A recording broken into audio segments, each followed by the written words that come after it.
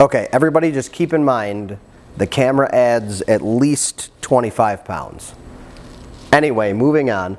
So this is the loading area here at Phoenix. So on this table are a whole bunch of Camdex machines. Camdex is a company local to us here in Michigan that manufactures these. They're high-speed loading equipment. They will load ammunition at about a max speed of about 5,000 rounds an hour. Typically we run them a little bit slower than that because, as with anything, flat out max speed is typically not the best way to run anything. So we operate them anywhere between 3,000 and 4,000 rounds an hour depending on the caliber and how difficult it can be to load. After this I'm going to show you some close-ups of the tool head so we can go through and you can see what each station does and how it actually operates. But this is the beginning of our shop. We originally designed the workflow to sort of be start to finish, but over time things change. So this is actually not the first stage in the process anymore. We actually pre-prime all of our brass here at Phoenix. And we'll talk about that in a minute here when we get to that area. But yeah, I'll roll in some video here next. I'll give you a little bit of a walkthrough so you can see this area a little better. But these are all the machines that are doing the loading for all the ammo you're shooting.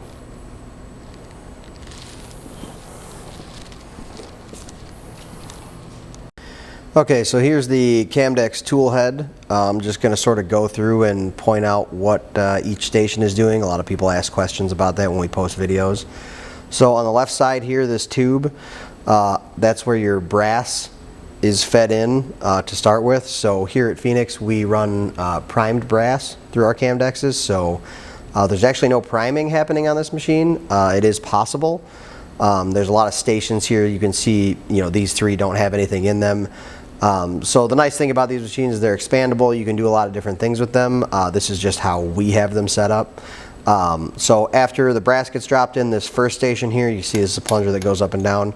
This is just a check station.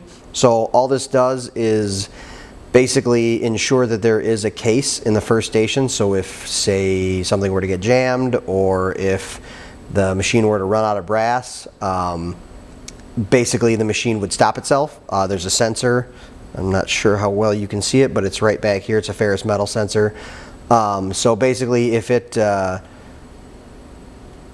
detects that there's not a case there, it will stop the machine so that the machine doesn't just keep running and have there be powder and bullets everywhere and all kinds of bad stuff. So after that, we have three other check stations. Now normally you could do a lot of things in here. You could, there's like a primer pocket check station you could do in here. So if we were running unprimed brass and there was going to be a primer put in it by the machine, there would be a check station here that would also stop the machine if there was some kind of obstruction in the primer pocket or something like that. But for us, since the brass is pre-primed, we don't need to use any of these stations. So the next major thing here is the powder station. So normally right before this we'd put the primer in, but obviously that's already done. So here is the powder station. So when this comes down, there is a slide on the back here that is going to slide forward as the tool head rotates downward. Let me see if I can rotate that a little bit for you. See what I'm talking about. So as I rotate the wheel forward, you can see the tool head moving there, and it's going to come down, down, down, and as it gets all the way to the bottom here, you can sort of see that piece of metal moving forward. And then at that point, it's going to drop the powder in the case.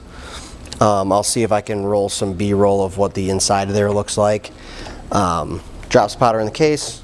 It's going to come back up and go back and pick up another charge and wait for the next case.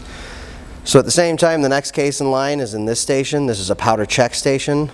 So this piece is going to lift up, and that sensor in the back is looking for confirmation that there is in fact powder in the case. So this lifts up, that ferrous metal sensor is checking. Yep, there's powder in the case. This is set by our technicians at the proper height, and it's checked every 5,000 rounds to make sure it's accurate. Basically, if this sensor doesn't see that target, it's going to stop the machine and throw a warning that says there's no powder in the case, something's wrong, check the machine. After that, this station right here, this tube, has the bullets in it, so the bullets are being dropped by the collator. It also has a slide that moves forward and back.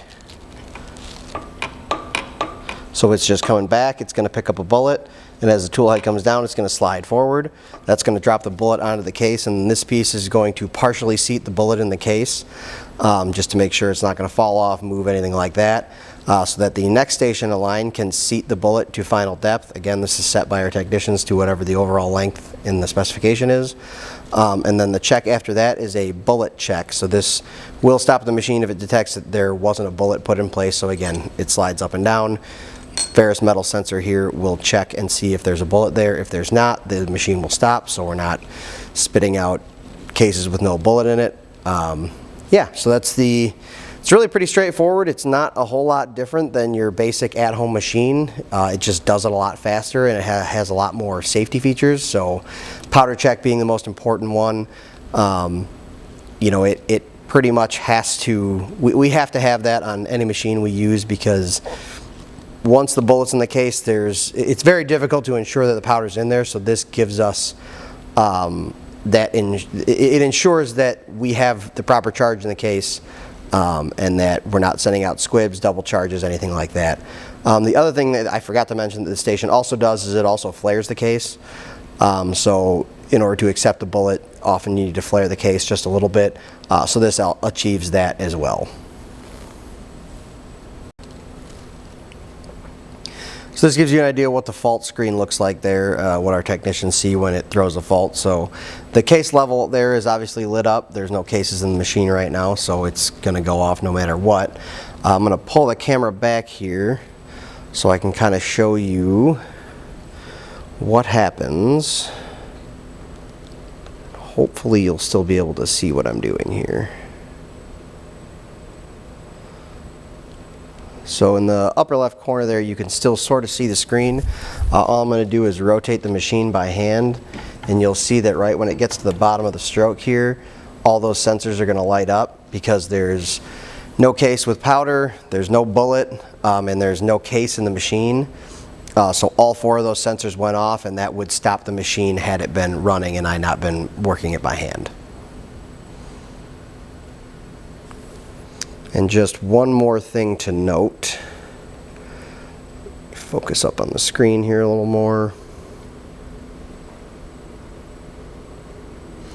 So as an added security feature, when I go to say, hey, I fixed it. So for these ones, I can just tap it and it'll go, well, let me put the machine back up. So when the machine's back in the up position, I can just tap this, it'll go away. But for the powder probe, I have to tap it, and it will give me a secondary reminder to confirm that the powder fault was corrected. So it gives me two opportunities to realize if I screwed something up before I hit go. So it's an added layer of security to make sure we're not sending out a case with no powder, double charge, anything like that. And I have to actually confirm it before it will turn the sensor back off.